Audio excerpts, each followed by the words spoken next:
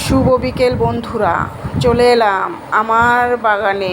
আদর্শ ফুলের বাগান, লাল গোলাপ দিয়ে তোমাদের শুভ বিকেলের শুভেচ্ছা জানাই। আর আকাশের অবস্থা দেখো, মেঘলা করে আছে, প্রচণ্ড বৃষ্টি হচ্ছিল সকাল থেকে। আর এই কাঞ্চন ফুলগুলো তোমাদের কেমন লাগছে সেটাও জানিও।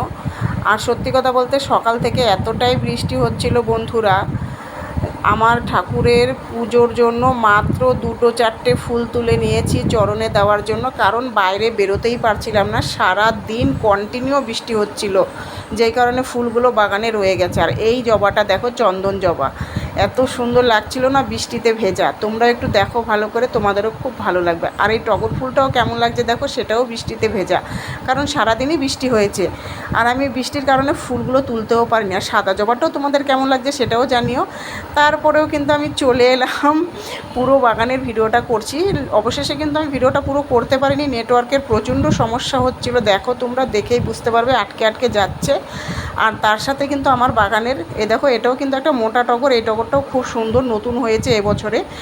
আর দেখো গাছের লেবুগুলো কিন্তু, আমার গাছে কিছু লেবু আছে দেখো, এবছরে বৃষ্টির কারণে কিন্তু বড় হতে পারেনি। আর এই লাল জবাটাও কিন্তু দেখে নিও, এত সুন্দর টকটকে লাল, খুব ভালো লাগছিল।